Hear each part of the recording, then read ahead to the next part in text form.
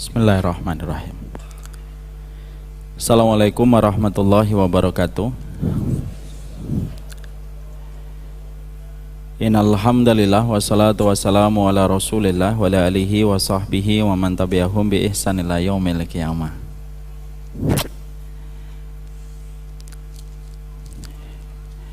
Kepada keluarga besar Masjid Al-Falah Jagir, Jakarta Timur, kepada seluruh para penuntut ilmu yang hadir pada kesempatan malam kali ini, semoga Allah senantiasa memberikan kepada kita ilmu dan keberkahan dari apa yang kita kaji, apa yang kita pelajari. Karena sesungguhnya barang siapa yang telah mendapatkan keberkahan, maka dia telah mendapatkan puncak kebaikan setelah kebenaran. Dan sesungguhnya tidak ada hajat yang kita perlukan di dalam kehidupan kita setelah kebenaran kecuali kita memerlukan keberkahan. Orang yang kaya belum tentu berkah, orang yang miskin juga belum tentu tidak berkah. Karena keberkahan itu tidak ditopang dari kekayaan finansial ataupun minusnya dia dalam masalah finansial.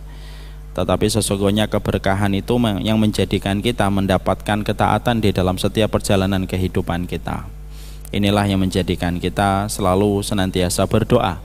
Semoga kita senantiasa diberkahi, semoga kita senantiasa diberikan keberkahan dalam setiap urusan kita. Sebagaimana doanya Nabi Isa alaihi salam, wa ja'alani mubarakan aina ma kuntu. Dan sesungguhnya Allah itu telah menjadikan aku berkah dimanapun aku berada. Inilah yang menjadikan kita memahami betul, bukan profit yang kita harapkan semata, bukan cuan yang menjadi perhatian kita, tetapi yang selalu mendapatkan perhatian besar pada kehidupan kita adalah semoga kita berkah. Kalau sudah berkah, maka apapun yang kita kerjakan, apapun yang kita lakukan menjadi sebuah pokok kebaikan yang akan mengalir panennya pada kehidupan kelak kita di akhirat. Ada orang-orang yang mereka dijauhkan dari berkah, dan semoga kita tidak termasuk orang yang dijauhkan dari keberkahan. Alhamdulillah, tentunya senantiasa kita bersyukur kepada Allah atas seluruh nikmat yang Allah berikan kepada kita.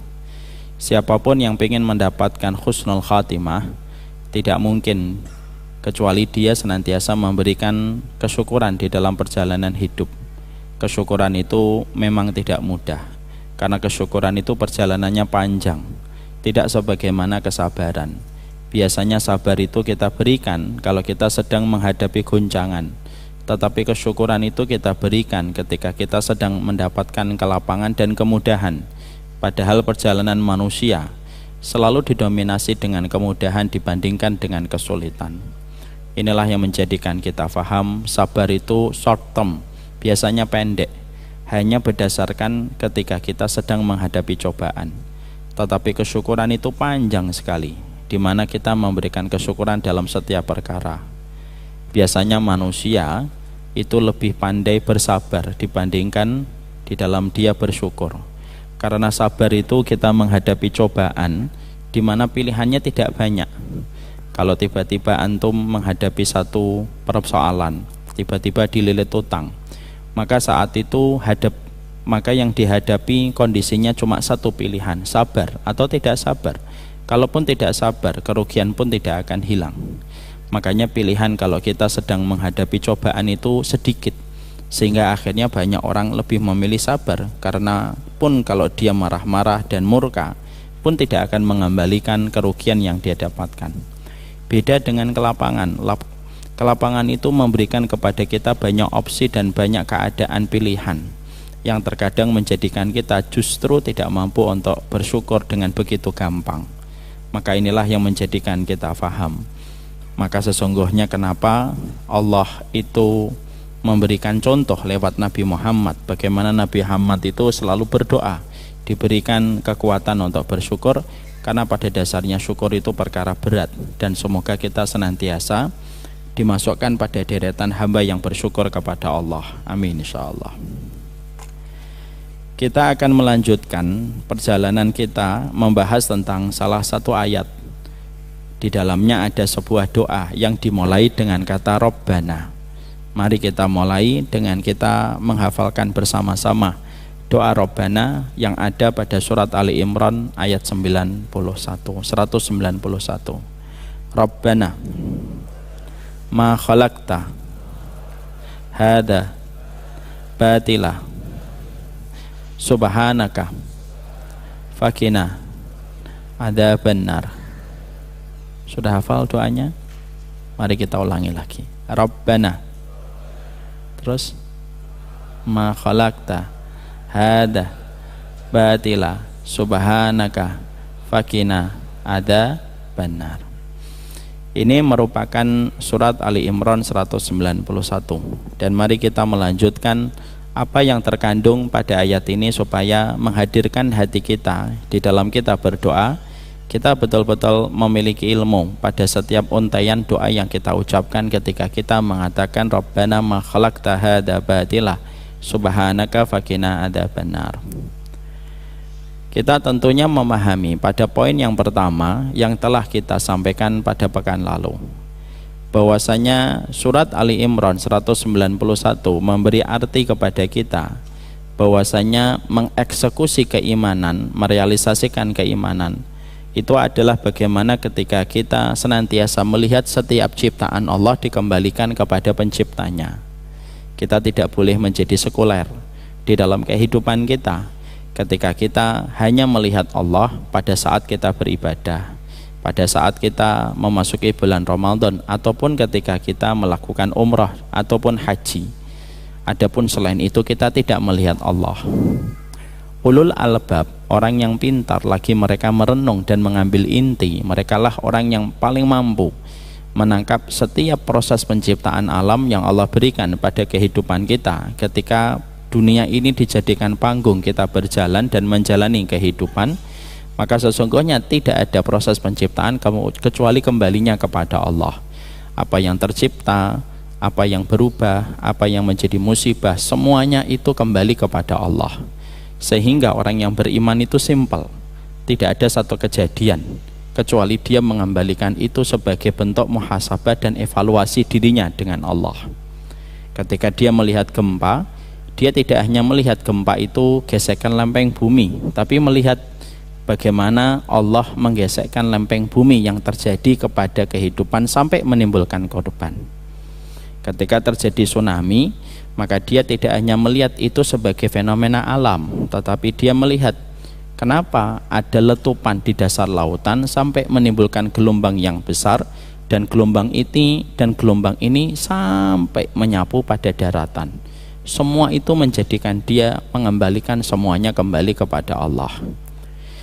Rasulullah merupakan manusia paling sempurna di dalam prosesnya. Beliau ketika mengkaitkan seluruh peristiwa yang terjadi pada kehidupan alam semesta ini dikembalikan semuanya kembali kepada Allah. Maka tidaklah beliau melihat angin kecuali beliau ketika melihat angin, anginnya agak keras sedikit kecuali beliau berdoa, Allahumma inni as'aluka khairaha wa khaira ma fiha wa a'udzubika min syarriha wa syarri ma fiha.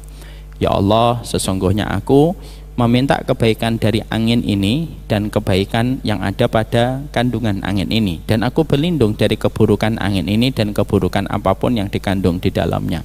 Sampai melihat angin pun beliau kembalikan itu kepada Allah.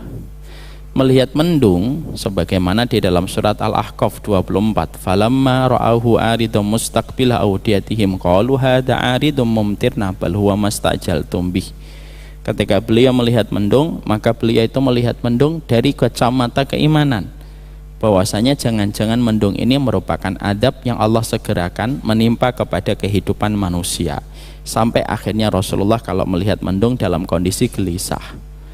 Ini loh yang menjadi salah satu materi yang hari ini tidak sering kita realisasikan pada kehidupan kita. Banyak sekali masyarakat yang sudah terkena sindrom sekulerisme, sehingga dia tidak melihat Allah dalam apa yang dia dapatkan dalam setiap peristiwa alam. Akhirnya kalau kita tidak mengembalikan apapun yang terjadi kembali kepada Allah, jangan salahkan Allah kalau tidak menolong kita ketika kita tidak mengingat Allah di waktu lapang kita. Ta'aruf ilallahi firrakhai ya'rifka fisyiddah.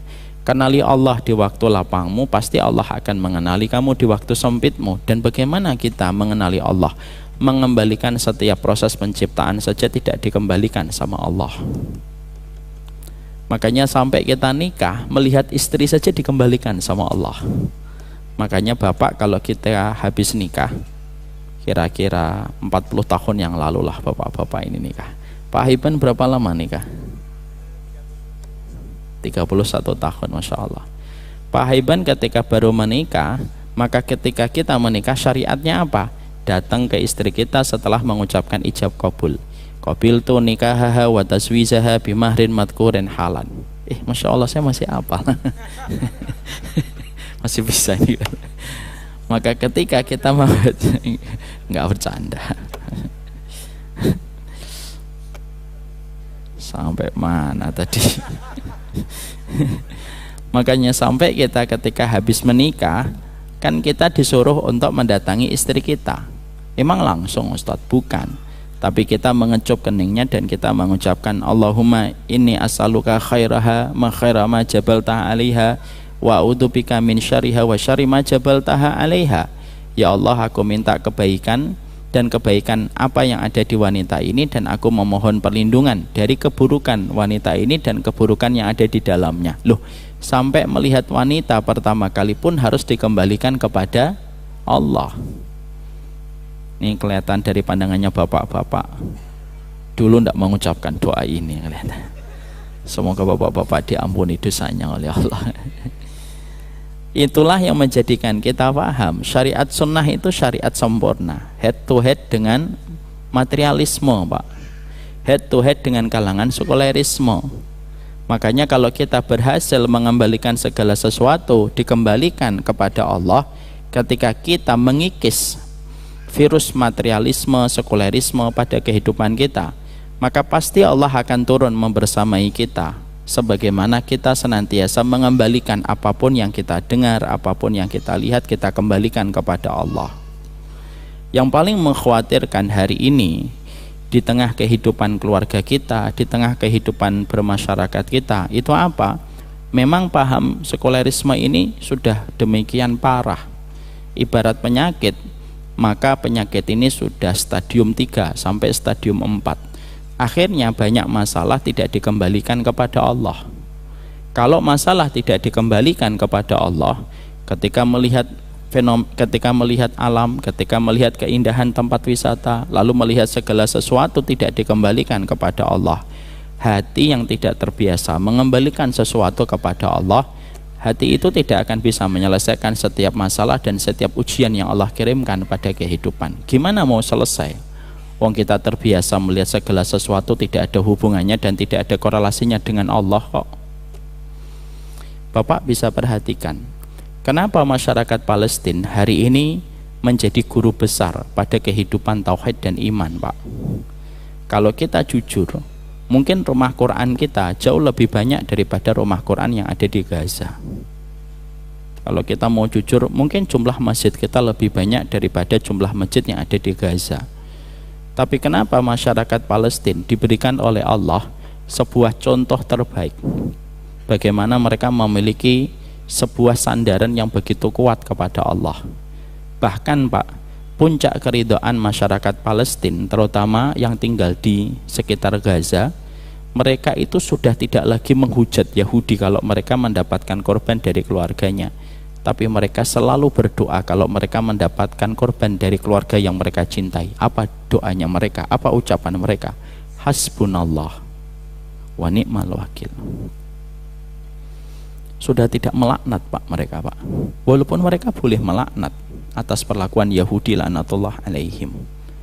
Ini memberikan kepada kita tentang satu arti bahwasannya mereka melihat Allah, Pak, dalam segala perkara. Makanya Yahudi bisa merusak masjid tapi tidak bisa merusak korelasi hubungan manusia di Gaza dengan Robnya. Yahudi bisa menghancurkan rumah, bisa menghancurkan gedung, bisa menghancurkan bangunan, tapi dia tidak bisa mengambil ketenangan yang telah dirasakan masyarakat Gaza ketika mereka dibersamai oleh Allah. Makanya ketika satu persatu seluruh bangsa meninggalkan mereka, mereka tidak pernah merasa sendirian. Kenapa? Mereka dibersamai oleh Allah. Sehingga akhirnya betul-betul kita dapatkan guru terbaik hari ini secara kehidupan yang kita lihat langsung bagaimana mereka mengajarkan tentang tauhid, mengajarkan tentang iman, mengajarkan tentang tawakal, dan mengajarkan bagaimana kokohnya hati mereka bersandar kepada Allah. Itu yang kita dapatkan dari masyarakat Gaza. Tidak mungkin Allah itu mengirimkan setiap peristiwa demi peristiwa ribuan kilometer dari tempat kita sekarang duduk, dikirimkan semua peristiwa itu ke handphone kita dalam waktu sekejap, Pak. Tidak sampai 1 hari, tidak sampai setengah hari, tidak sampai 1 jam, kita sudah mendapatkan berita yang ada dari saudara kita di Palestina dan di Gaza. Itu pasti ada hikmah, karena Allah sedang mengarahkan kita. Ini loh, belajar orang-orang yang telah menyerahkan diri mereka kepada Allah, dan mereka tidak ragu kepada setiap keputusan Allah, dan sesungguhnya mereka tidak pernah khawatir terhadap siapapun yang mencela mereka. Hamas itu kalaupun dicela, rakyat Palestina siapapun yang mencela, tidak ada yang bisa membuat mereka kecewa, dan tidak ada yang bisa membuat mereka sedih. Kenapa? Karena yang dicela itu selalu lebih tinggi daripada mereka yang mencela. Inilah yang menjadikan kita faham. Poin yang pertama yang kita jumpai dari Rabbana ma khalaqta hadza batila subhanaka faqina adzabannar. Ayo, mari kita belajar melihat segala sesuatu dikembalikan dari perspektif apa kaitannya dengan Allah ketika Allah mempertemukan kita dengan itu. Kita melihat ini, kita kembalikan sama Allah. Kita melihat tikus di dalam rumah, kita kembalikan sama Allah. Kita melihat mungkin adanya fenomena pinjol yang hari ini sudah menggurita, sampai debt collector hari ini luar biasa, mereka semena-mena. Itu pasti ada sesuatu yang terjadi yang harus kita evaluasi, lalu kita kembalikan semua itu hanya kembali kepada Allah. Kalau enggak, maka sesungguhnya Rabbana ma khalaqta hadza batila itu hanya ayat yang kita baca untuk kita dapatkan pahala, tapi tidak pernah kita berikan nyawa pada ayat itu, dan tidak pernah hadir ayat itu pada kehidupan kita. Ini yang menjadikan kita paham nomor 1. Yang nomor 2, kita tentunya kemarin mempelajari apa kandungan yang ada pada surat Ali Imran ayat 191. Ini merupakan satu ayat yang sangat indah, satu ayat yang menjadikan Rasulullah Shallallahu Alaihi Wasallam, beliau berdiri, beliau tidur di rumahnya Aisyah, beliau ketika akan istirahat, beliau bangun untuk salat malam, beliau meneteskan air mata, beliau ketika berzikir meneteskan air mata, ketika beliau tidur kembali beliau meneteskan air mata, sampai akhirnya ketika Rasulullah pada malam itu berjumpa dengan Bilal, beliau pun menangis kembali. Sampai Bilal berkata, "Apa yang membuat engkau menangis ya Rasulullah? Gimana aku tidak menangis? Karena sesungguhnya baru saja turun kepadaku satu ayat yang begitu indah. Rabbana ma khalaqta hadza batila subhanaka faqina adzabannar." Bapak, Ibu harus paham. Surat Ali Imran 191 sampai ayat yang ke-200 itu merupakan satu surat, itu 10 ayat yang disunahkan untuk kita baca ketika kita bangun tidur. Karena Rasulullah semenjak turunnya surat Ali Imran 191 sampai ayat yang ke-200, tidaklah beliau bangun dari tidurnya kecuali membaca rangkaian 10 ayat yang terakhir pada surat Ali Imran. Jadi kalau saya potong sebentar ya hadis tadi. Jadi Nabi kalau beliau itu dalam kondisi bangun dari tidurnya, kalau kita ingin melihat figurnya Rasulullah ketika bangun dari tidurnya, Rasulullah itu bangun, Rasulullah duduk, lalu Rasulullah mengusap wajahnya. Beliau tidak langsung berdiri. Kesaksian dari Maimunah, kesaksian dari Aisyah itu tidak pernah menyaksikan Rasulullah kalau bangun tidur langsung berdiri, ya kan? Makanya kita mendapatkan kebenaran dari medis. Tidur langsung bangun dan berdiri salah satu di antara pencetus penyakit vertigo. Rasulullah Sallallahu Alaihi Wasallam seluruh gestur tubuhnya beliau itu sesuai dan selaras dengan semua kesehatan. Beliau tidak bersandar ketika makan, beliau tidak langsung minum ketika habis makan, beliau memulai buah sebelum beliau makan daging, semuanya Semua perbuatan, gerak-gerik Nabi sampai gesturnya itu sesuai dengan kebenaran risalah, sesuai dengan kebenaran medis hari ini yang terungkap ribuan tahun setelah Rasulullah wafat. Kembali ke tadi, Rasulullah duduk, Rasulullah mengusap wajahnya. Setelah itu Rasulullah membaca 10 ayat pada surat Ali Imran, ya. Lalu setelah itu membaca 10 ayat yang terakhir pada surat Ali Imran. Setelah itu Rasulullah baru berdiri setelah membaca 10 ayat itu. Rasulullah berwudu, dan wudunya Rasulullah itu air yang dipersiapkan, yang digantung, dibuka, Rasulullah wudu. Lalu Rasulullah melaksanakan sholat malam, lalu tidur kembali. Maka itulah surat Ali Imran, 10 ayat yang terakhir sampai mendapatkan keistimewaan dibaca oleh Nabi setiap habis bangun tidur. Ustadz, saya belum hafal, tempel aja di kamar, kita baca, atau kita letakkan mushaf yang kita baca 10 ayat itu setelah bangun tidur. Mungkin kalau ada di antara kita yang bertanya, Ustadz, saya kok masih susah ya menghilangkan kebiasaan tidur habis subuh. Mungkin cara bangunnya yang dikoreksi dulu. Cara bangun kita dikoreksi dulu. Karena apa? Kalau cara bangunnya kita belum benar, saya khawatir untuk saya dan untuk kita.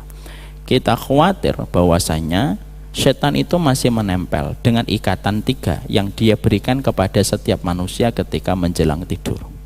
Nah, 3 ikatan ini kita harus pastikan lepas. Kalau belum betul-betul lepas, nah biasanya mungkin itu yang menjadi problem kita. Sampai akhirnya sering kita kalah dengan kondisi mata yang selalu ingin minta tidur kembali setelah habis sholat subuh. Ya, kecuali pas lelah, ya, tentunya itu maklum sesekali. Maka ini kembali kepada poin. Di dalam kandungan ayat yang 191 surat Ali Imran, maka yang kedua menjelaskan kepada kita keindahan di dalam ayat ini. Karena ayat ini betul-betul menjelaskan kepada kita tidak ada penciptaan Allah yang sia-sia. Ada nggak penciptaan Allah yang sia-sia pada kehidupan kita? Tidak ada penciptaan yang sia-sia. Karena salah satu konsekuensi kalau kita mengimani bahwasanya Allah itu maha alim, maha berilmu, berarti apapun yang Allah ciptakan, dari urusan lalat, dari urusan semut, dari urusan nyamuk, apapun, tidak ada yang tercipta dengan sia-sia. Tidak ada produk gagal, sebagaimana tidak ada produk yang sia-sia. Sampai sekelas babi sekalipun, itu pun tercipta untuk memberi kepada kita sebuah pelajaran. Kenapa sih ada babi? Nah, biasanya jawaban singkatnya adalah ya supaya kita bisa teruji keimanan kita untuk mampu meninggalkan sesuatu karena Allah ataukah tidak. Jadi akhirnya ayat yang kedua memberi arti kepada kita bahwasanya seluruh penciptaan alam semesta ini tidak ada yang sia-sia. Ada buah kelapa, bagaimana dahannya, bagaimana pakal pohonnya ramping tetapi buahnya besar. Ada pohon yang besar tetapi buahnya kecil. Semua tercipta tanpa ada sebuah proses kesia-siaan. Makanya menghancurkan salah satu di antara ciptaan Allah yang semuanya tidak ada yang sia-sia, itu pasti menciptakan kerumitan yang akan dirasakan manusia. Bapak pernah dulu ada satu tempat, saya lupa di negara mana, mereka merusak Pak salah satu sistem, ekosistem, yaitu ketika mereka mendapati pembunuhan massal kepada ular. Jadi ular itu dibunuh secara massal Pak. Sampai akhirnya ketika mereka berhasil membunuh ular secara massal, apa yang terjadi? Mereka mendapatkan serangan besar-besaran tikus di mana-mana. Jadi ekosistem itu berjalan secara indah. Makanya maaf, kalaulah pada kehidupan alam semesta ini tidak ada yang tercipta kecuali sia-sia, orang yang merusak ekosistem itu, maka dia yang akan menghadapi masalah dan kerumitan. Sama dengan tubuh kita itu tidak ada yang sia-sia. Makanya itulah yang menjadikan kita paham kenapa mengubah ciptaan Allah pada fisik kita disebut dosa besar, karena memang tidak ada yang sia-sia pada proses manusia. Allah itu tidak mungkin memberikan kepada kita produk gagal, produk yang tidak ada fungsinya, itu tidak mungkin, Pak. Makanya akhirnya merubah ciptaan Allah itu termasuk salah satu di antara dosa besar. Kenapa? Ya karena kamu merusak sesuatu yang sebenarnya ada fungsinya pada segala sesuatu. Ya. Semua itu ada fungsinya, Pak. Merusak salah satu di antaranya itu merusak bagaimana kebaikan hidup kita. Sama kayak kita merusak ekosistem. Udah merusak ekosistem itu kita sendiri yang kerepotan. Maka inilah yang menjadikan kita faham nomor 2. Apa kandungan pada ayat ini? Berarti kita yakin, seyakin-yakinnya bahwasanya tidak ada yang sia-sia di dalam setiap produknya Allah. Yang ketiga, para ulama, maka sesungguhnya ketika kita bicara tentang masalah produknya Allah, maka setidaknya di dalam kitab Madarijus Salikin diterangkan Allah itu sempurna di dalam 3 hal. Sempurna di dalam sifat, Allah itu sempurna sifatnya, Pak. Tidak ada yang aib pada sifatnya Allah. Sempurna di dalam takdirnya dan sempurna di dalam syariatnya. Maka kita bicara nomor 2. Untuk nomor 3, sama sesungguhnya pada kehidupan kita, kita mendapati bahwasanya syariat Allah itu sempurna. Sama pula takdir Allah itu juga sempurna dan tidak ada yang sia-sia. Kalau kita mendapati babi, tikus, ular, tidak ada yang sia-sia, maka aula itu lebih prioritas. Takdir Allah juga tidak ada yang sia-sia. Karena apa? Karena penciptaan semua alam semesta ini tidak ada yang sia-sia. Maka sesungguhnya yang lebih tidak sia-sia itu takdir. Jadi alam itu dijadikan oleh Allah contoh. Ini loh, kalau alam ini saja tidak ada yang sia-sia, kamu merusak salah satu ekosistem pada alam yang aku ciptakan, kamu yang kerepotan. Maka sesungguhnya sama takdir Allah itu pun sempurna dan tidak ada yang sia-sia dalam takdirnya Allah. Ya.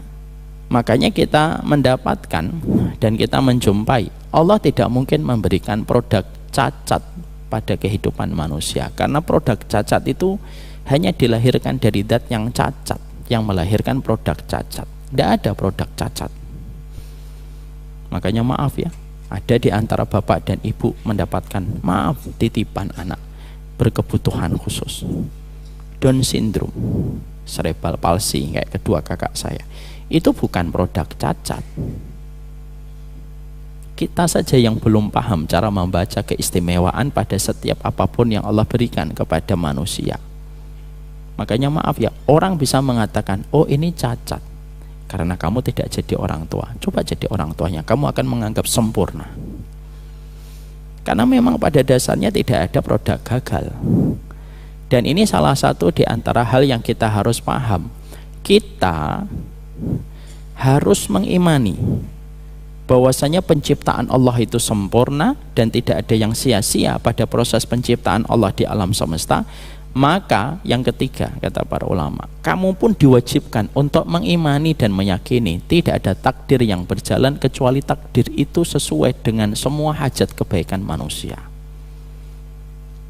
Kalaupun ada takdir yang pahit, kalaupun ada takdir pahit menimpa pada kehidupan kita melalui sepucuk ujian, Pak, yang Bapak tidak suka, saya tidak suka, itu bukan berarti takdir itu salah. Tidak. Kita yang belum bisa untuk membaca takdir itu dengan ilmu, sehingga akhirnya kita membaca takdir itu seakan-akan takdir yang salah orang, padahal takdir tidak pernah salah orang.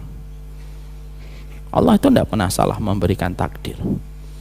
Kenapa kok saya diuji, Ustadz? Loh, kalau kamu bertanya lalu kamu menerjemahkan ujian itu takdir buruk, oke, mari kita jawab. Kenapa orang beriman itu diuji oleh Allah, Pak? Supaya kita tidak kolokan dan tidak manja ketika kita banyak diberikan fasilitas dan diberikan gula-gula pada kehidupan. Mari kita ambil contoh. Bapak dan ibu sering tidak, Pak Haiban, sering nggak kita mendapati ada anak dikasih fasilitas jor-joran, semenjak kecil, dikasih privilege yang luar biasa. Biasanya ketika gede mandiri atau manja? Manja. Kolokan atau tidak kolokan? Kolokan, Pak. Akhirnya tidak bisa mandiri. Sampai tua, akhirnya dia selalu bergantung kepada mamanya dan bergantung sama papanya. Kenapa? Terlalu dimanja. Ingat kejadian yang viral beberapa bulan lalu ketika ada anak pejabat yang terkenal kasusnya, anak pejabat pajak gitu, sampai nginjek-injek orang, lalu ketika kondisi korbannya sudah dalam kondisi mengenaskan, dia masih bisa sesumbar. Saya tidak takut kalau dilaporkan, karena dia yakin bapaknya nanti datang untuk membelanya.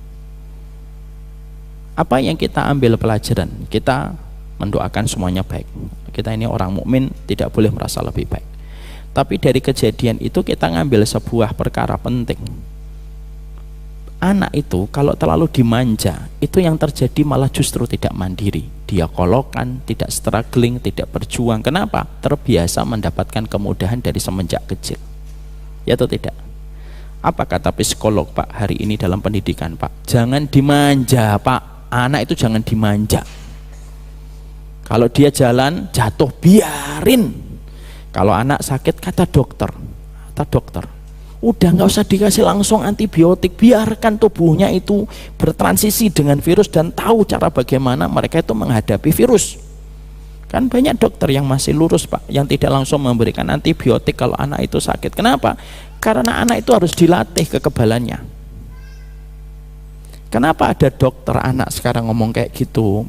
Parentingnya juga begitu, psikolog juga ngomong gitu, Pak, supaya anak itu mandiri, Pak. Hidupnya berat, bisa jadi lebih berat daripada hidup yang kita jalani, Pak. Bapak bisa mengambil analogi ini? Kenapa Allah menguji orang beriman? Supaya tidak kolokan, supaya kita tidak manja, supaya kita ini mandiri, kokoh, bisa mengalahkan gelombang ujian pada kehidupan. Kalau kita itu betul-betul tidak diberikan oleh Allah manisnya gula terus menerus. Kalau kita, Pak, jarang diuji, itu ibarat glukosa, Pak, masuk ke dalam tubuh, grogoti tubuh kita. Gigi aja bisa ompong gara-gara berhadapan dengan gula terlalu banyak. Makanya akhirnya kenapa orang beriman mereka diuji, Ustadz? Karena kan banyak di antara kita menyangka ujian itu takdir pahit, seakan-akan tidak tepat untuk saya. Enggak, Pak, nggak ada takdir salah. Kalau kita mengatakan takdir itu salah, pertanyaan simpel kita balik, terus siapa yang benar kalau Allah itu menakdirkan kita untuk didolimi? Yang kedua, apa untungnya bagi Allah untuk mendolimi kita? Nggak ada untungnya, Pak. Saya mendapatkan takdir buruk, lalu saya berkata, Allah dolimin saya. Pertanyaan orang beriman akan mengatakan, untungnya Allah mendolimi Umar Mita itu apa? Apa coba untungnya? Kalau manusia mendolimi sama manusia, mungkin ada sebuah keinginan tersembunyi mendapatkan sesuatu keuntungan. Tapi kalau Allah pengen mendolimi Haiban, pengen mendolimi Umar Mita, gampang. Tidak usah digoreskan hidupnya 50.000 tahun sebelum Allah menciptakan langit dan bumi, selesai, Pak. Ngapain menciptakan lalu akhirnya mendolimi? Tidak masuk akal. Makanya ketika Allah itu menguji kita, itu bukan takdir salah tempat, bukan takdir pula salah alamat. Nggak ada salah alamat takdir itu. Wah, ini kelihatannya takdir saya itu bukan ke saya, ini ke tetangga ini. Ini pasti malaikat yang ngirim ini salah baca alamat ini. Nggak ada salah itu alamat takdir itu. Takdir itu tepat, presisinya tepat, akurasinya tepat, karena datang dari zat yang maha tepat, yaitu Allah, Pak. Makanya kenapa kita orang beriman diuji? Supaya tidak cengeng, supaya tidak kolokan, supaya tidak manja, supaya kita tahu bagaimana memberi makna pada kehidupan. Lihat, Pak, masyarakat Palestina, kita ngambil contoh lagi Palestina. Kolokan mereka? Enggak, Pak. Manja mereka? Enggak itu. Lihat, bapak-bapak mendapati anaknya meninggal dunia, diciumin, Pak, dibuka matanya, dicium matanya, tersenyum, Pak. Itulah kedewasaan manusia. Kalau mereka itu dididik dengan ujian, mereka menjadi dewasa. Kapan manusia itu dewasa, Pak? Kalau sudah keluar dari dunia yang sifatnya permainan. Makanya kalau ada manusia masih main-main dengan dunia, profit terus menjadi tujuan dan obsesi terbesarnya, ya belum dewasa, Pak. Tapi kalau manusia sudah tahu tentang itu dan keluar dari lingkaran itu, berarti dia sudah dewasa. Itu yang kita dapatkan. Kenapa? Orang beriman itu mendapatkan takdir dengan ujian. Karena banyak di antara kita menerjemahkan, waduh ujian takdirnya buruk dan salah.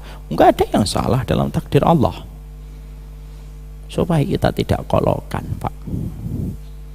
Yang kedua, kenapa Allah memberikan kepada kita takdir buruk, takdir pahit, yang sering diterjemahkan sebagian orang, takdir buruk itu merupakan produk yang gagal gitu. Yang kedua, Allah mengirimkan kepada kita ujian itu apa? Supaya kita ringan menyikapi dunia, Pak. Karena apa? Karena sesungguhnya supaya kita tidak gandrung kepada dunia. Coba kalau kita tidak ada ujian, Pak. Bapak sekali nikah, anaknya banyak, semuanya sehat, lucu-lucu. Bapak sekali kerja, kaya raya, semua didapat. Langsung nyalon jadi presiden 10 kali jabatan gitu. Tidak ada satupun yang menghujat Bapak, semuanya pro sama Bapak misalkan. Kalau semua kehidupan kita dimudahkan, kira-kira kita benci nggak sama kematian? Benci. Allah jangan mati ya Allah, enak banget hidup di dunia itu. Jangan matilah ya Allah. Coba kita dikirim oleh Allah ujian itu apa? Supaya kita sadar, ada alarm. Saya menyadari, Pak. Alarm pertama saya itu kapan? Ibu ketika wafat. Itu alarm. Ya Allah, sudah beda banget ya dunia setelah memasukkan jasad orang tua kita ke dalam kubur.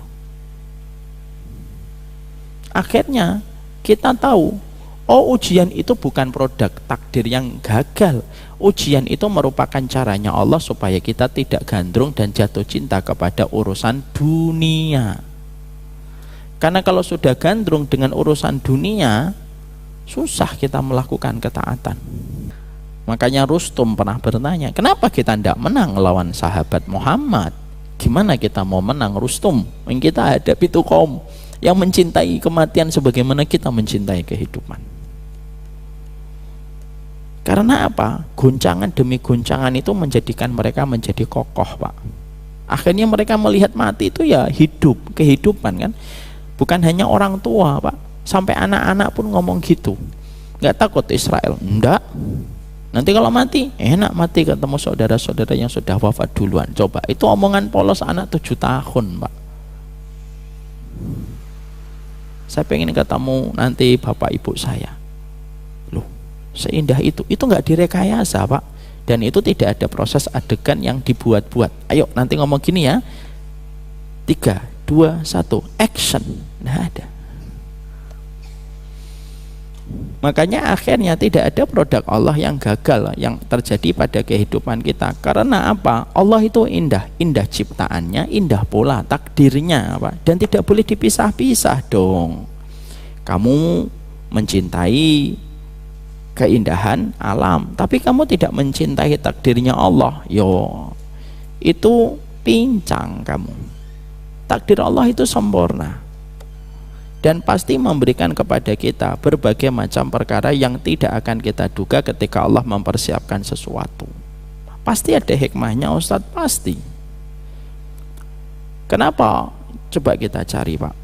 Ketika Rasulullah diusir dari kota Mekah, Rasulullah tahu bahwasanya turun perintah kepadanya pergi ke kota Yasrib. Nabi belum tahu. Sampai last minute beliau itu tidak tahu kalau beliau akan hijrah ke Yasrib. Tapi akhirnya Rasulullah tahu, akhirnya beliau pergi ke Yasrib dan menjadi kota Madinah. Akhirnya hikmahnya apa Rasulullah ketika diusir dari kota Mekah? Lahirlah kota Madinah, hadiah untuk Rasulullah. Coba kalau Rasulullah tidak didolimi, Pak, di kota Mekah, mungkin kita tidak akan pernah mengenal kota Madinah. Kota yang tenang, Pak, adem. Dan kita mungkin yang pernah umroh mungkin sepakat dengan saya atau mungkin tidak, nggak apa-apa. Saya tuh menganggap kota Madinah itu paling adem dan paling tenang. Kota Mekah memang menang secara pahala. Satu kali sholatnya berapa? 100.000 kali lipat. Tapi kalau bicara tentang ketenangan tinggal, lebih tenang tinggal di kota Madinah. Saya itu kalau punya waktu extend gitu umroh, saya selalu memilih kota Madinah. Karena apa? Keberkahan Rasulullah menginjak kota itu dan wafat di atas kota itu. Rasulullah wafat di atas kota Madinah. Dan itu terasa. Kapan akhirnya kita menikmati teduhnya, ademnya kota Madinah? Ya setelah Rasulullah didolimi di kota Mekah. Jadi akhirnya disitulah kita memahami poin yang ketiga, takdir itu tidak ada yang salah. Kita boleh memohon supaya kita tidak mendapatkan takdir yang buruk yang bisa menyebabkan kerusakan agama kita. Boleh Pak, tapi takdir itu sejatinya tidak ada yang buruk. Sejatinya takdir itu tidak ada yang pahit, kecuali karena kita yang salah di dalam membaca takdir yang terjadi pada kehidupan manusia. Ya. Inilah yang menjadikan kita memahami poin yang ketiga, takdir itu sempurna, takdir itu tidak membawa kezaliman, takdir itu tidak menyakiti pada kehidupan manusia, dan takdir itu pasti sesuai dengan sifat rahmat dan rahimnya Allah pada kehidupan manusia. Itu pasti ya. Dan itu tidak perlu kita ragukan dalam proses kita mengimani takdir. Jadi saya sampaikan kepada Bapak dan Ibu, kalau ada di antara Bapak dan Ibu menghadapi contoh, saya anaknya Down syndrome Ustaz, tidak apa-apa, tidak usah malu. Anak Down syndrome itu hari ini menjadikan kita kayak tongkat bagi mereka, tapi kelak di akhirat mereka lah tongkat kita menuju kepada keselamatan rahmatnya Allah. Tidak usah malu. Dan ingat, kalau ibu dan bapak malu, ini saya ingatkan yang di media, kalau ada di antara bapak ibu malu mendapatkan anak Down syndrome lalu menyalahkan anak Down syndrome, pertanyaan saya sederhana. Kalau anak itu bisa bicara, dia pun akan mengatakan sama bapak dan ibunya yang malu, kalau saya bisa milih hidup itu kayak saya milih menu di warung, saya juga tidak mau milih menu ini. Saya juga pengen hidup normal. Tapi kita diajari oleh mereka, anak-anak Down syndrome, hidup itu terkadang tidak menyisakan pilihan kecuali harus mengimani dalam takdir. Maaf ya Pak, saya itu punya orang tua yang tidak malu untuk mengajak kakak-kakak saya pergi kemana-mana. Saya dulu pas SMP masih suka malu. Kalau makan itu saya bilang sama ibu, Bu, nggak usah diajak turun dari mobil, biar aja di mobil. Nanti saya mengantarkan makanannya ke mobil. Ibu saya tanya, kenapa nak malu? Enggak, daripada dilihatin orang. Udah, nanti kalau kamu malu, kamu nanti ngambil tempat duduknya di sono, biar ibu sama kakakmu di sini. Kita harus yakin takdir itu tidak ada yang salah. Jadi kalau kita merasa sesak, ada sebuah takdir pahit, ucapkanlah zikir sebagaimana zikirnya orang-orang solih terdahulu dari kalangan salaf. Raditu billahi robba wa bil islami dina wa bi muhammadin nabiyya wa rasulah. Kalau tiba-tiba bergemetar badan kita memikirkan satu takdir yang tidak pernah kita duga, duduk. Raditu billahi robba wa bil islami dina wa bi muhammadin nabiyya wa rasulah. Ridho saya ya Allah, udah ridho saya. Kalau engkau sadar Robku, udah ya, semua itu hakmu untuk ngapain aja. Makhluk kok ngatur sama pemilik kehidupan, ya ndak mungkin. Coba kita lafadzkan bareng-bareng sembari kita nikmati artinya dan maknanya. Raditu billahi robba wa bil islami dina wa bi muhammadin nabiyya wa rasulah. Ucapkan itu. Rabbana ma khalaqta hadza batila. Tidak ada yang batal, nggak ada yang sia-sia. Sampai takdir pun tidak ada yang sia-sia. Sudah ada Isya? Mari kita lanjutkan nanti habis sholat Isya. Kita lanjutkan sebentar. Qadarullah, saya hari ini agak pening sekali dan agak mual. Tapi tidak ada takdir yang sia-sia. Sebentar, nanti saya mohon maaf mungkin tidak sepanjang biasanya supaya bisa istirahat agak lebih cepat. Ridho atau tidak ridho? Ridho atau tidak ridho saya tetap minta izin. Assalamualaikum warahmatullahi wabarakatuh. Bismillah. Assalamualaikum warahmatullahi wabarakatuh. Kita lanjutkan sebentar. Disinilah kita tentunya sangat memahami Bapak dan Ibu yang semoga Allah rahmati, yang saya cintai karena Allah. Ketika Allah menciptakan kehidupan alam semesta ini, tidak ada satupun yang berbenturan, tidak ada satupun yang bertabrakan dalam setiap penciptaan Allah. Tidak ada setiap proses penciptaan Allah yang terjadi dan timbul dengan kesia-siaan. Maka inilah pula yang menjadikan kita harus memahami pada poin yang ketiga, semua takdir yang berjalan pada kehidupan manusia merupakan sebuah takdir yang terbaik.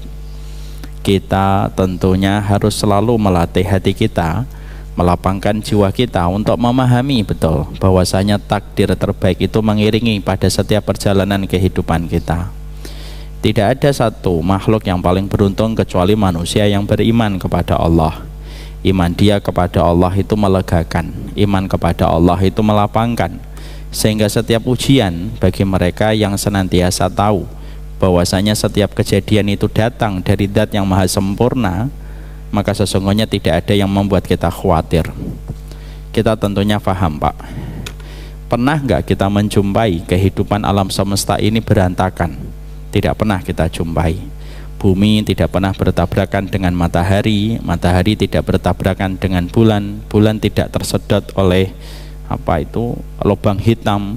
Semuanya terjadi dan berjalan dengan begitu indah, rapi dan harmonis setiap waktunya. Dan itu merupakan makhluk-makhluk besar dari setiap planet. Kalau Allah saja ketika menciptakan alam semesta, seluruh planet tata surya, tidak ada yang bertabrakan, tidak ada yang berbenturan, semuanya terjadi setiap waktu mengikuti garis edar yang Allah berikan pada proses penciptaan setiap planet itu. Simple. Terus yang membuat kita khawatir itu apa dalam hidup takdir yang kita dapatkan ketika planet yang jauh lebih besar daripada kita pun berjalan dengan begitu indah dan harmonis. Makanya ada ulama salaf yang berkata, kalau ada di antara manusia masih suka gelisah terhadap setiap ketentuan takdir yang Allah berikan kepadanya, maka sesungguhnya dia harus berpikir matahari tidak pernah bertabrakan, semua terjadi dengan begitu indah, maka begitu indah pula dalam setiap apapun yang berjalan pada kehidupan kita. Dan itulah salah satu perkara yang hari ini terkadang tidak kita sadari. Banyak orang sholat tapi belum tentu mengimani takdir. Banyak orang melakukan haji dan umrah tapi belum tentu dia bisa membaca setiap takdir dengan kacamata keridhaan dan husnudzon dia kepada Rabb-nya. Dan ini menjadi masalah dalam hidup tauhid. Ini menjadi masalah dalam akidah dan tauhid manusia. Makanya ketika kita membaca Rabbana ma khalaqta hadza batila, maka yang tidak sia-sia itu bukan hanya alam, proses penciptaan kita sampai proses takdir yang Allah berikan pun tidak akan berjalan sia-sia. Ada sebuah tulisan indah dari ilmu yang disampaikan oleh Imam Ibnu Qayyim. Kalau ada manusia menghadapi takdir yang berat, sebuah takdir yang pahit yang berjalan pada hidupnya, maka dia memerlukan 6 kacamata untuk membaca setiap takdir itu supaya takdir itu tetap lapang dia hadapi dan dia dapatkan. Apa 6 kacamata yang harus kita sikapi ketika kita menghadapi sebuah takdir yang buruk? Karena kita ini butuh persiapan segala sesuatu. Kalau dulu kita menghadapi COVID itu kita tidak banyak berinteraksi, ada social distancing, lalu kita harus meningkatkan imun tubuh kita dan lain sebagainya ketika kita merespon adanya COVID yang menyebar pada kehidupan manusia. Sama pula kita itu tidak bisa mengelak dari takdir, Pak. Kalau kita tidak bisa mengelak dari takdir pahit yang pasti kita temukan, maka setidaknya bapak dan ibu harus temukan 6 kacamata yang kita harus punya untuk membaca setiap takdir pahit yang datang secara tiba-tiba. Karena takdir itu terkadang tiba-tiba, Pak, datangnya. Contoh, saya ambil contoh. Saya pernah, Pak, ketika sedang menjaga bapak di ruangan ICU. Tiba-tiba ruangan yang tenang, ketika kami sedang banyak berzikir, semua keluarga di depan ICU itu merasakan betul dekatnya doa, Pak. Maaf ya, kadang-kadang di rumah sakit itu doa lebih khusyuk daripada di masjid. Kadang-kadang. Karena pada saat itu harapan kita cuma sama Allah semata. Saya tuh mendapati pengalaman hampir 2 minggu saya menjaga bapak. Saya dapati itu setiap orang itu khusyuk gitu kalau berdoa di ruang tunggu di depan ICU. Kadang-kadang doa di rumah sakit lebih khusyuk daripada doa di masjid. Maka ketika kami sedang duduk satu keluarga dengan keluarga yang lain, sedang betul-betul menitipkan harapan kepada Allah tentang keluarga di ICU yang tidak bisa ditunggu. Tiba-tiba suara ICU itu rame, Pak. Kedatangan orang dengan rombongan para pasien yang begitu gugup ketika harus menangani cepat. Ternyata ada korban kecelakaan. Kondisinya sudah kritis sekali. Ya, dari sempat suara nada oksigennya itu sudah tit gitu. Saya dengar karena sebelum dimasukkan ke ruang ICU. Masuk ke ruangan ICU setengah jam, keluarga yang di depan ketika baru mendengar kabar keluarganya baru tabrakan itu berdatangan satu per satu. Tidak lama setelah itu pecah semua tangis mereka ketika akhirnya korban tidak bisa diselamatkan. Nangis, Pak. Maka ketika mereka semuanya bersedih, salah satu keluarga duduk di sebelah saya, cerita sama saya, ya Allah, Mas, gitu. Tadi berangkat sehat, sekarang saya harus membawa pulang dalam kondisi dia telah wafat. Peristiwa itu sudah hampir 3 tahun. Tapi apa hikmahnya, Pak? Hikmahnya itu indah kepada kita, sebuah pelajaran. Takdir pahit itu batasannya tipis dengan takdir baik yang sedang berjalan pada kehidupan kita. Ya atau tidak, Pak? Kayak cinta dan benci itu kan batasannya tipis. Berapa banyak orang benci, ujung-ujungnya malah jatuh cinta dan nikah. Takdir baik dan takdir pahit itu pun tipis batasannya. Kadang pagi kita masih tersenyum, siang kita menghadapi sebuah takdir berat yang konsekuensinya harus kita pikul sepanjang hidup. Karena memang takdir pahit itu tipis batasannya dengan takdir manis. Makanya inilah pola yang menjadikan kita harus mengilmui, Pak. Takdir buruk itu harus kita ilmui supaya kita lapang, Pak, supaya kita mampu merilis beban yang ada pada hati kita. Karena apa, Pak? Karena kalau kita tidak mengilmui ujian pahit, maka itu akan meracuni kehidupan kita. Kayak bapak tidak bisa kencing.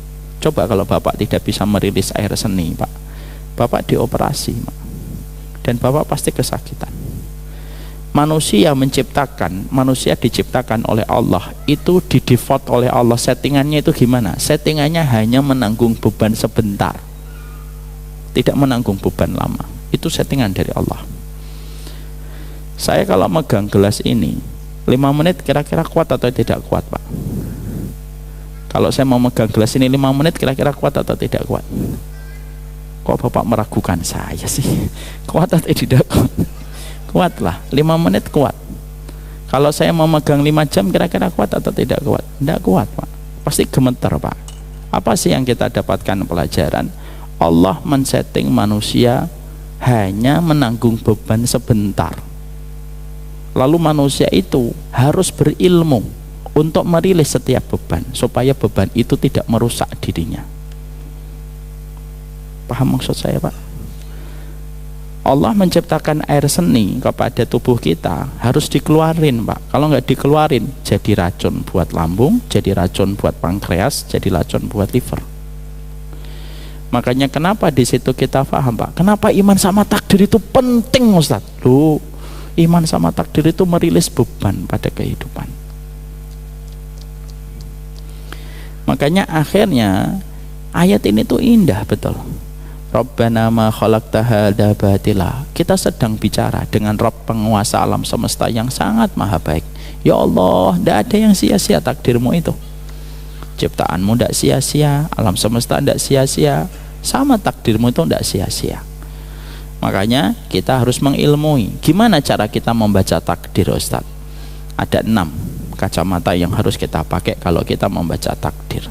Ketika takdir itu pahit, karena batasan takdir pahit dan takdir buruk itu tipis. Yang pertama, cara kita membaca takdir itu, yang pertama kita harus punya kacamata tauhid, Pak. Apa itu kacamata tauhid? Kata Imam Ibnu Qayyim, artinya bahwasanya hidup itu memang miliknya Allah. Oh, namanya miliknya Allah kok kita protes? Bukan hidup milik kita. Kalau dalam bahasa percakapan orang Jakarta, suka-sukanya Allah lah. Allah yang punya kehidupan kita kok.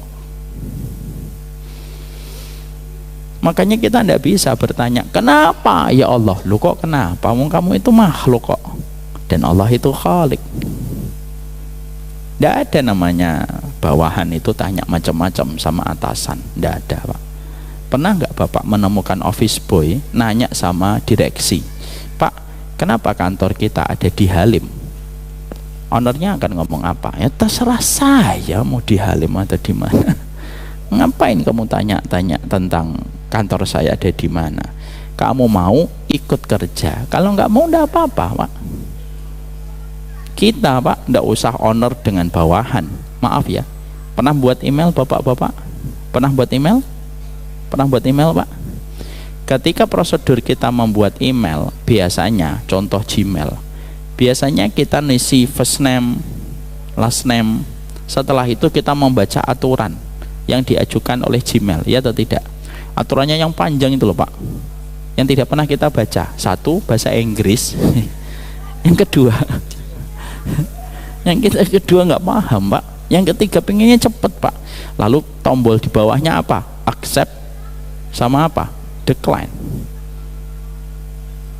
Kira-kira ketika kita pengen mendapatkan email Gmail, lalu kita membaca seluruh peraturannya, misalkan kita gabut gitu ya, nggak ada kerjaan, dibaca satu-satu, ditranslate, terus kita ngomong, waduh, poin nomor 5 saya nggak setuju.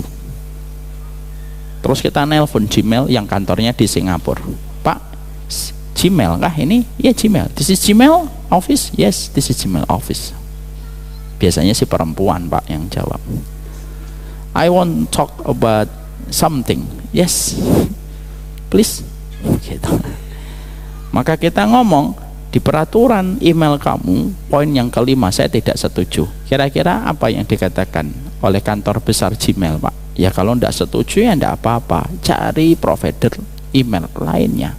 Selesai, Pak, sudah ya. Acing inafir, ditutup. Loh, kalau kita buat email saja kita harus patuh sama aturan yang dibuat oleh Gmail. Oh, hidup kok nggak mau ngikutin aturan Allah. Lah tauhid kita di mana? Itu yang pertama, kata Imam Ibnu Qayyim, suka-sukanya Allah lah. Maka sesungguhnya yang pertama adalah kacamata tauhid. Yang kedua, kacamatanya adalah kacamata kasih sayang. Bahwasanya ujian itu merupakan kasih sayang dari Allah. Karena apa? Tidak ada satu zat yang paling mencintai kita kecuali Allah, Pak. Dan kita harus yakin itu harga pokok yang tidak bisa ditawar pada keimanan. Harus yakin kamu disayang sama Allah. Kenapa kita suka rewel? Kita ini suka rewel karena kita tidak paham maksudnya Allah ketika memberikan itu untuk menunjukkan kasih sayang Allah untuk kita, Pak. Kayak anak kecil itu kalau dilarang, rewel atau tidak rewel, Pak? Rewel atau tidak? Rewel. Kenapa anak kecil kalau dilarang itu rewel? Karena tidak paham. contoh, jam 9, jam setengah 10 ada permen coklat. Kita tahu nih, ini kalau dimakan sugar rush, nanti dia nggak bisa tidur. Diambil itu permen oleh sang bapak. Jangan nak, besok aja pagi, kalau habis sekolah Abi kasih. Anak kira-kira akan senyum nggak Pak? Oh Masya Allah, Abi itu pengertian banget. Besok jangan lupa ya Bi, habis sekolah ya. Nggak mungkin Pak, anak pasti menggunakan senjatanya. Apa itu? Tantrum, nangis, rewel. Kenapa? Karena apa yang akan dinikmati diambil. Kalau ada manusia ketika diberikan takdir kok dia marah-marah, persis anak kecil Pak, rewel. Karena apa? Ilmunya dari akal yang cuma sejempol menghadapi ilmunya Allah yang tiada batas, timur dan barat, utara dan selatan, tidak ada batas akhirnya. Sama atau tidak sama? Ya tidak sama. Tapi kita harus yakin kita itu disayang sama Allah. Itu basic, nggak bisa ditawar. Makanya ini kan kalau bapak anak-anak punya anak-anak itu sudah ditanamkan tauhid itu dari kecil. Kalau saya ngomong, Basam, tidak ada yang paling sayang sama Basam, sama Ja'far kecuali Allah. Saya itu lebih senang pelajaran tauhid daripada sekedar menghafal, Pak. Menghafal nanti bisa. Bapaknya menghafal baru usia 18 tahun kok baru menghafal Quran. Tapi yang paling penting itu basic akidahnya, akhlak yang kedua. Kacamata kasih sayang itu penting untuk dia pahami. Ya, kalau dia tidak memahami ini, kalau manusia tidak memahami ini susah Pak nanti membaca takdir. Harus kacamata kasih sayang. Oh sayang Allah, tidak jadi ngasih itu pasti ada rasa sayang. Karena apa? Kita sering bodoh karena akal kita terbatas. Akal kita tuh cuma segini Pak. Berapa sih kekuatan masanya akal? Otak itu saya tidak tahu. Yang paham biologi pasti bisa menjawab. Kekuatan masanya otak itu berapa? Menghadapi ilmunya Allah, ya tidak bisa nyambung kok. Makanya kalau ada orang orientalis Pak, atau orang-orang ya apa itu, ada orang-orang yang sering sombong-sombong itu loh Pak, orang-orang apa itu orientalis yang suka mengagungkan akal rasionalis itu. Mereka sering berkata, kalau ada hikmah, kalau ada syariat, kalau tidak masuk akal bagi kami tolak. Saya ngomong, loh tamu itu seberapa? Kok kamu maksa Allah itu harus paham, dipahami sama engkau? Ya enggak bisa lah, kita sesama manusia aja sering enggak paham kok. Kita sama manusia itu sering enggak paham Pak, kalau kita memiliki latar pendidikan yang berbeda. Bapak latar pendidikannya apa? Apa? SMA. Latar pendidikan yang Bapak kuasai apa? Teknik. Saya enggak nguasain teknik. Kalau beliau ngomong teknik, saya enggak paham Pak. Kalau kita sesama manusia aja kadang-kadang kita enggak nyambung, lo apalagi kita dengan Allah? Semuanya harus nyambung gitu, masuk akal dan logis untuk kita? Ya enggak bisa dong. Saya tidak bisa memahami secara logika kenapa ujian ini terjadi pada saya, karena semua itu tidak bisa dilogika semuanya. Sudahlah, imani kamu itu disayang sama Allah, selesai. Dan itu basic. Maaf ya Pak, saya pernah ngajar Pak di Batan, udah lama banget. Ada ilmuwan yang saya tanya, Pak gimana sih kok bisa bom nuklir itu dahsyat, bisa menghancurkan satu kota dalam waktu sekejap, padahal kalau pakai palu sama cangkul itu mungkin sampai puluhan tahun dah hancur-hancur semuanya. Oh itu begini Ustaz, begini. Saya 5 menit puyeng kepala saya. Udah Pak, nggak usah dilanjutin, nggak bidang saya Pak, nggak bidang saya. Artinya kita sesama manusia aja kadang-kadang latar pendidikan yang berbeda aja nggak paham. Makanya kita yang kedua, kalau membaca takdir itu harus paham konsep kasih sayangnya Allah. Yang ketiga, kacamata yang ketiga membaca takdir apa? Sudah tauhid, kasih sayang. Yang ketiga ibadah. Ya memang ibadah, dan Allah itu mengajari kita ibadah itu dengan ujian. Makanya sampai pusingnya kita, mualnya kita itu kan semuanya ibadah. Sampai tertancapnya duri ibadah, sedihnya kita pun ibadah. Sehingga akhirnya, oh ini ibadah saya. Walaupun terkadang saya dihadapkan kepada satu pilihan berat, ketika pilihan itu perih dan pilihan itu pahit. Tidak apa-apa, itu ibadah. Itulah mahalnya Islam, Pak. Bisa menjadikan kesedihan kita itu menjadi pahala di akhirat. Sedih banget ya Pak kalau kita tidak muslim itu. Kenapa? Kesedihan kita, keperihan kita tidak pernah jadi pahala. Karena apa? Mesin pengubah kebaikan menjadi panen di akhirat tidak ada. Kenapa? Syahadat itu mesin pengubah kebaikan menjadi sesuatu yang dimanfaatkan di akhirat. Makanya ketiga kacamatanya apa? Kacamata, yaitu adalah kacamata tadi apa? Ibadah. Ibadah Pak. Ada yang Allah uji itu dengan banyak ujian. Tapi akhirnya dia menjadi ahlul bala, ahlul musibah yang nanti mendapatkan surga. Kacamata yang keempat apa? Kacamata hikmah Pak. Semua itu terjadi dengan satu alasan yang jelas. Semuanya terkonsep by desain yang detail oleh Allah. Dan tidak ada satupun yang berjalan tanpa konsep dan desain yang diciptakan oleh Allah pada kehidupan kita. Kalau kamu belum menangkap hikmah, besok.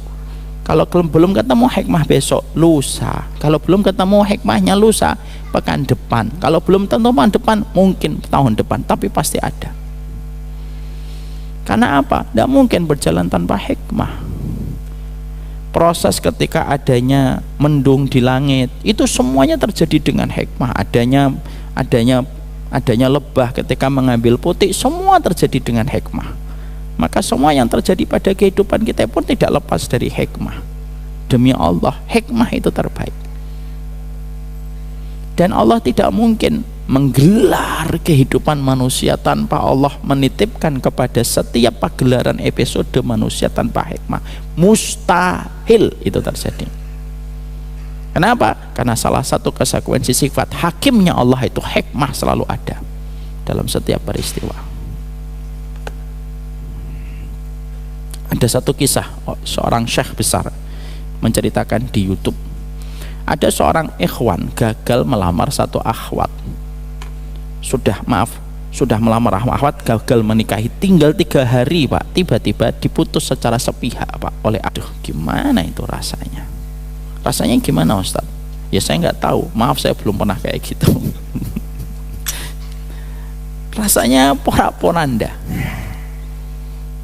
Sampai akhirnya beliau bertanya, kenapa dia menggagalkan secara sepihak? Last minute terjadi.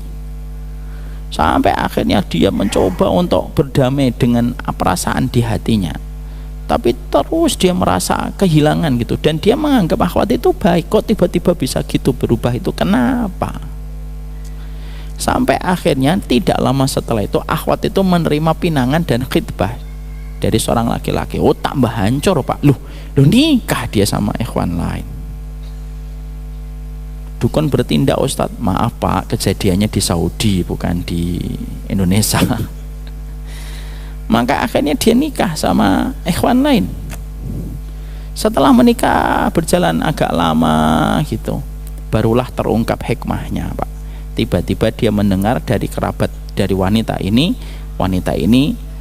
terdiagnosa menderita penyakit berat Pak, rontok rambutnya dan lain sebagainya, dan dia tidak bisa melahirkan keturunan sampai akhirnya kondisinya kritis. Barulah sang ikhwan itu tahu, oh ini hikmahnya. Allah tidak takdirkan saya untuknya, karena mungkin kalau saya bersamanya saya tidak akan kuat memikul beban ujian yang dia rasakan. Allah hadirkan laki-laki yang jauh lebih baik daripada saya, yang bersabar merawat wanita itu, yang mungkin saya tidak akan bisa sabar merawatnya. Hikmah itu ketemu kok, tidak mungkin tidak ketemu. Cuma kata Imam Ibnu Qayyim, kenapa kita gagal menangkap hikmah Ustadz? Kita gagal menangkap hikmah itu karena hati kita, kaca-kacanya itu sudah buram dengan dosa. Akhirnya kaca hati yang buram dengan dosa tidak bisa memantulkan hikmah yang kita temukan dalam setiap peristiwa. Akhirnya apa? Marah-marah, depresi, menyalahkan dan lain sebagainya. Ya kan? Kemarin tuh Pak, saya ngisi tablik di Bandung. Ada salah satu anak muda cerita, dia baru saja keluar dari rumah sakit jiwa. Yang menarik adalah dia berkata, salah satu yang membuat saya bisa keluar dari rumah sakit jiwa itu apa Ustadz? Saya menonton seriesnya Ustadz, The Homeland of Salihin. Lalu di dalam part itu saya mendapati part-part yang Ustadz sampaikan tentang masalah keridhaan. Akhirnya saya dalamin perkataan itu.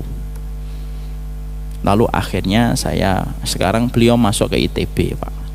Hikmah itu pasti ada kok, tidak mungkin tidak ada. Ini saya kisahkan kisah kecil Pak, remeh, tapi tidak apa-apa lah, moga-moga jadi bermanfaat. Saya itu udah lama Pak, hampir 10 tahun yang lalu pernah mau ngajar di bandara. Saya naik bis Damri Pak, karena kalau naik mobil kan terlalu jauh. Saya naik bis Damri. Qadarullah ketika sampai ke pangkalan bis Damri, ada bis yang sudah mau keluar. Waktu saya sudah mepet Pak, sudah jam 10. Itu waktu yang tepat untuk naik bis supaya sampai sebelum duhur. Ini kisah nyata. Qadarullah bis yang mau keluar itu saya turun dari ojek. Saat itu belum ada Gojek gitu. Saya turun dari ojek, saya langsung, Pak saya mau naik Pak gitu. Tidak bisa Mas, tolong Pak saya ngajar di bandara. Ya tetap tidak bisa, kamu berdiri sudah penuh. Tidak apa-apa saya berdiri, saya ikhlas. Tidak bisa, nanti kalau berdiri kami yang ditegur, karena tidak boleh ada yang berdiri di bis Damri. Saya melas Pak, ayolah Pak supaya saya nggak telat. Tidak bisa, ikut aja belakang. Oh kalau ikut belakang saya harus nunggu 15-30 menit Pak. Udah nggak apa-apa, tunggu aja. Makanya agak berangkat lebih pagi. Ya sudahlah, saya nggak bisa maksa kan. Saya bukan preman bertato, buka atau enggak gitu. Saya bukan preman bertato. Lalu akhirnya bis itu jalan. Saya naik bis berikutnya Pak, ya memang harus nunggu sampai sekitar 15-30 menit. Saya tungguin gitu. Saya karena pertama yang naik, ya saya naiknya di bawah di belakang sopir. Naik itu akhirnya 20 menit sampai 30 menit bis itu baru berjalan setelah agak penuh. Ketika lagi berjalan masuk ke Bekasi Barat, menuju ke tol dalam kota, tiba-tiba pun Nokia yang belum poliponik Pak, masih monoponik. Tahu yang monoponik? Saat itu 10 tahun yang lalu, handphonenya yang kecil itu di loudspeaker sama dia, jangan lewat dalam kota ya. Saat itu belum ada aplikasi map yang kita sering pakai sekarang. Kamu jangan lewat dalam kota, banting aja lewat Tanjung Priok. Nanti lewat pisah itu kan, dari dalam kota kan ada yang Tanjung Priok Pak, ada yang dalam kota, ada yang Tanjung Priok. Dalam kota ada kecelakaan, macetnya panjang, udah lewat aja Tanjung Priok. Oke siap, makasih ya. Ya matikan handphone. Saya tuh madeg gitu, saya mencoba apakah itu bis yang di depan gitu. Lewat Pak, lewat Tanjung Priok akhirnya. Masya Allah Pak, lewat Tanjung Priok lancar selancar-lancarnya ya. Gasnya direm, gasnya dipolin, remnya diblongin ya itu. Terus jalan kencang banget itu. Loh sampai akhirnya kami sampai bandara Pak, sebelum duhur Pak. Masya Allah itu. Saya iseng-iseng tanya gitu, Pak tadi yang nelpon Bapak siapa? Bis yang di depan tadi loh, yang sebelum Masnya naik ada kan bis yang baru keluar. Ya itu bis, itu masih terkena macet itu di dalam kota. Kadang-kadang kisah-kisah gitu sering nggak kita dapatkan Pak pada kehidupan kita? Sering Pak. Contoh saya yang pendosa saja ada, apalagi Bapak yang lebih solih dari saya. Ya kan? Artinya hikmah itu pasti ada. Cuma manusia itu suka terburu-buru, pengennya hikmah itu langsung. Nggak bisa langsung lah, nggak bisa langsung. Hikmah itu harus ditunggu dalam kondisi ridho. Karena apa? Kok tidak langsung dikasih hikmah Ustadz? Sesuatu yang terlalu instan itu pasti tidak baik. Wong kita makan instan, makanan junk food aja baik atau tidak baik? Tidak baik Mak. Makanan-makanan instan yang ada di restoran yang hari ini sedang diboikot itu terkategori makanan junk food. Kenapa? Yang cepat itu biasanya ngerusak. Karena Allah itu ciptakan semua kehidupan ini tuh ada proses yang harus dinikmatin. Kenapa kok hikmah tidak langsung ketemu sekarang Ustadz? Tidak bisa kayak gitu. Nggak ada nikmatnya nanti kita menunggu sampai hikmah itu turun. Yang berikutnya, kacamata berikutnya itu apa? Kacamata tadi nomor berapa? 4 ya.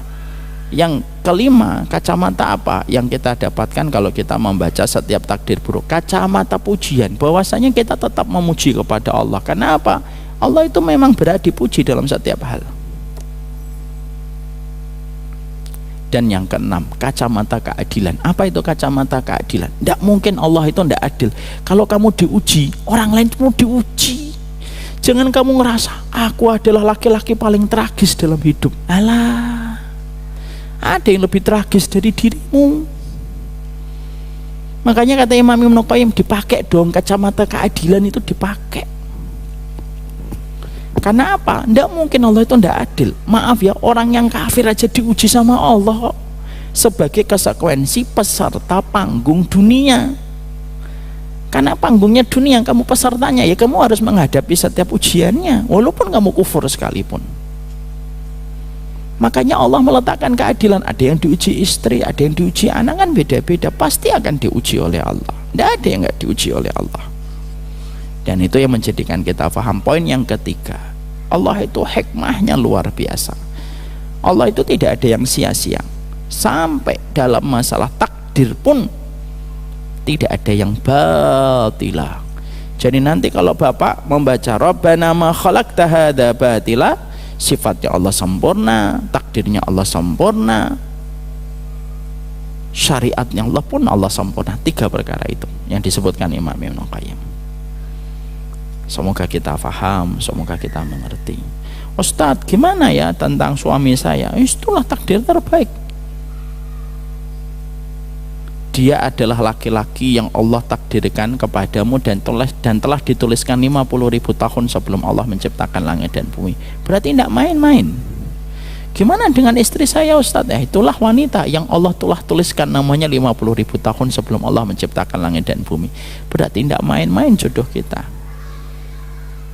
Mari kita membaca takdir dengan kacamata 6 tadi, supaya lapang hati kita dan kita tahu tidak ada produk takdir yang gagal dan tidak ada produk takdir yang cacat. Semoga Allah berkahi kita, Masya Allah. Semoga Allah memberikan kebaikan dalam setiap urusan kita. Kelihatannya bapak-bapak sedang merenung gitu ya. Jadi karena sedang merenung, maka jangan kita buyarkan perenungan ini dengan bertanya. Biarkan kita tetap merenung. Semoga Allah memberikan keberkahan dan kebaikan untuk kita.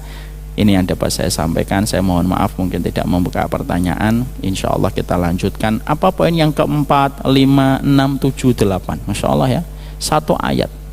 Sedalam itu setiap makna ilmu kalau kita pelajari dengan sabar setiap apapun yang Allah sampaikan. Subhanakallahumma wa bihamdika asyhadu an la ilaha illa anta astaghfiruka wa atubu ilaik. Assalamualaikum warahmatullahi wabarakatuh.